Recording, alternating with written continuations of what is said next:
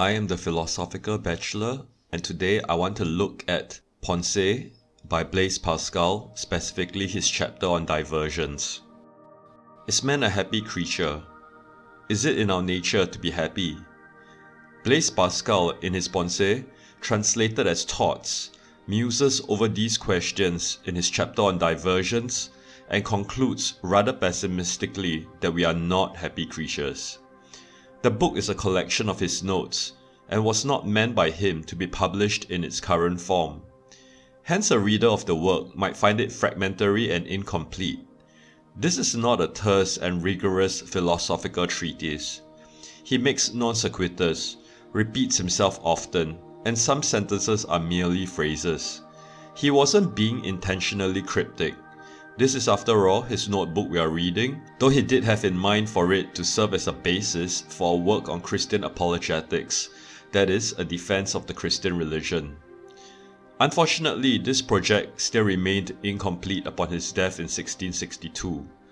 Pascal is not a theologian. In fact, most people would recognize his name from his theorems in mathematics, but he was more than that. He was also an important and interesting thinker.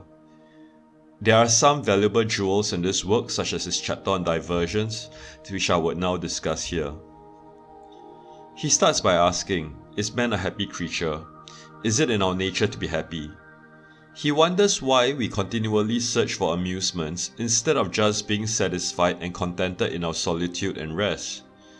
After all, we do derive pleasure and in that way happiness from amusements.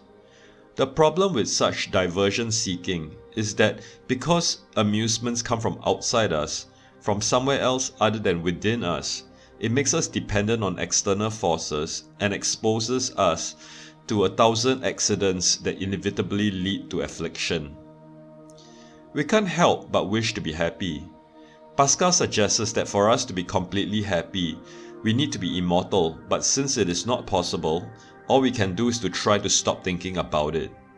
We are unable to cure death, misery, and ignorance, and so we avoid thinking about such topics, and we do so by distracting ourselves. He writes, I've often felt that man's unhappiness is due solely to the fact that they are incapable of sitting down quietly in a room and relaxing. If he were capable of staying at home and enjoying it, a man who has enough to live on would not abandon his home in order to go on a sea voyage or take part in the siege of a fortified city. Indeed, why can't we just be contented and be calm and peaceful in calm and peaceful surroundings, such as our homes? Here you might be wondering what he is talking about, since you often sit at home. But when you do you just sit quietly and contemplate? Or do you switch on the TV, the computer, play on your phone, read a book, listen to music, or talk to others? Imagine the same room now in your home, but emptied of everything except you and the chair you sit on. How long do you think you would enjoy being in that room before you get completely bored?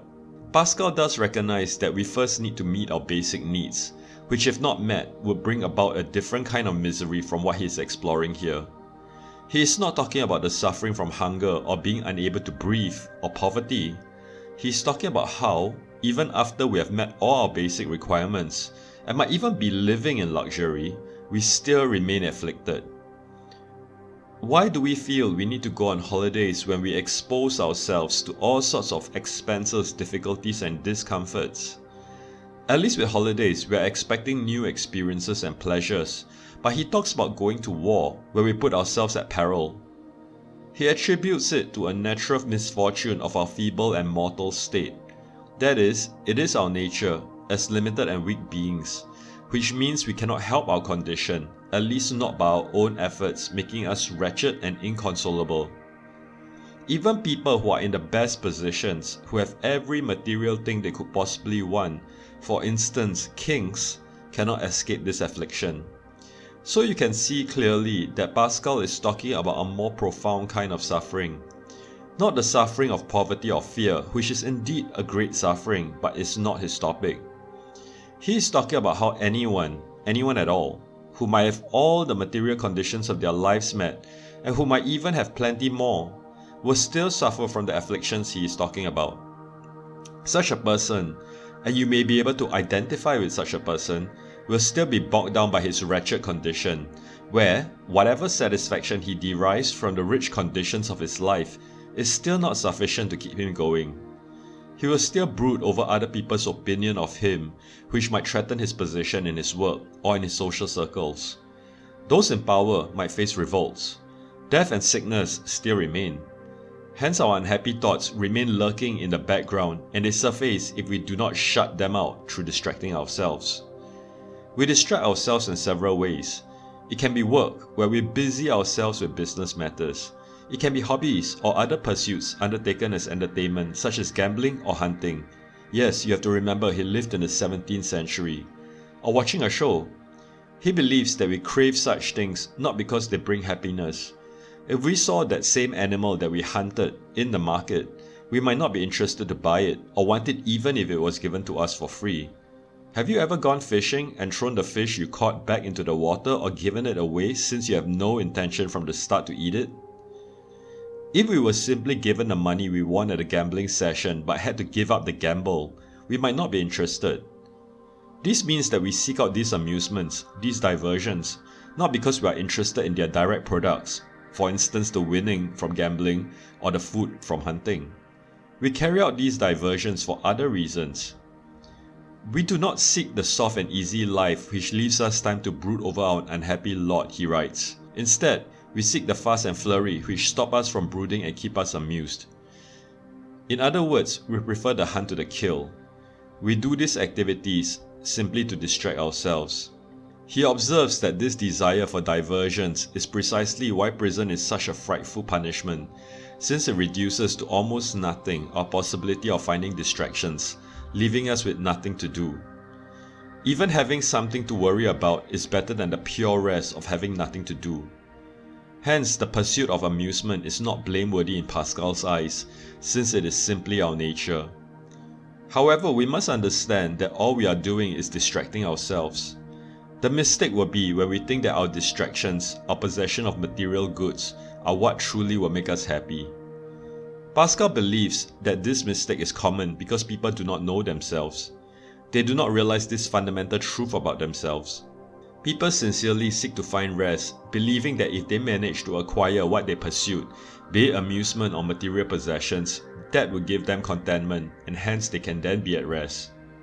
Pascal proposes that we have two opposing drives, the first which he had already elaborated. We seek amusement and even work because we are aware of our unhappiness if we have nothing to do. The second comes from our original nature, where we were made perfect by God, like Adam and Eve in the Garden of Eden, with the idea that happiness can be found only in repose and not in turmoil.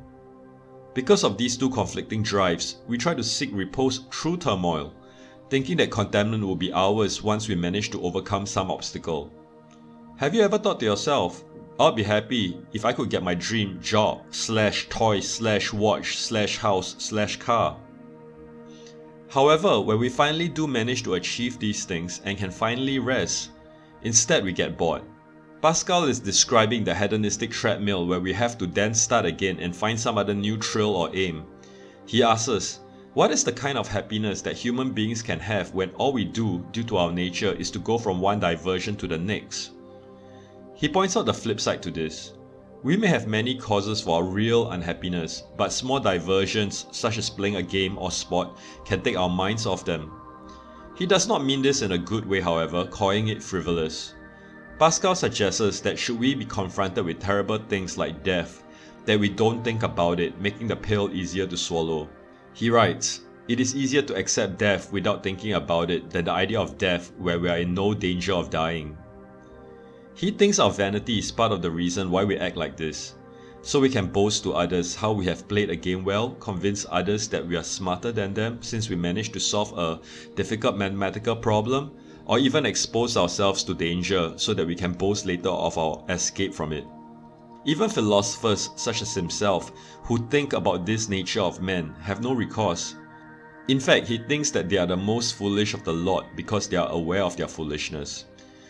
To compound our misery, it isn't just any simple diversion that will satisfy us.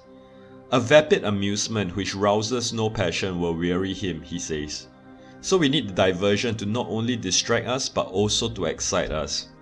We need to be fooled, to be tricked into believing that we will be satisfied once we achieve whatever the diversion is about. He goes back to gambling as an example. If a gambler used to playing for money had to play the same games but with no stakes, he would get bored. He would not get excited and the diversion would be ineffective. This same affliction befalls seemingly successful people. He talks about judges, chancellors, and financial leaders who are kept busy with work all day with hardly a moment for rest. While they are still in the working phase of their lives, they may be hoping for retirement. But when retirement finally arrives, even in their condition of wealth and comfort with servants to tend to their needs, they become lonely and unhappy, having lost the distraction of work. How hollow is the heart of man and how full of vileness, laments Pascal on the human condition. Well, there it is, this short chapter on diversion from Pascal's Pensees. He offers no solution here, though his bigger project is to argue why we need God in our lives. Putting that aside, I guess the main consolation we can derive from this is to know that we are not alone in feeling this way. If anything, our quest for distraction have become more intense, with hardly a moment to just be quiet. Do you use your phone while you're sitting on the toilet bowl?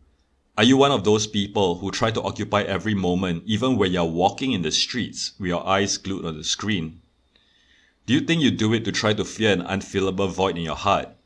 Do you think you need to disconnect to connect? To connect to yourself first of all? Let us know in the comment section and remember to subscribe to the Philosophical Bachelor channel.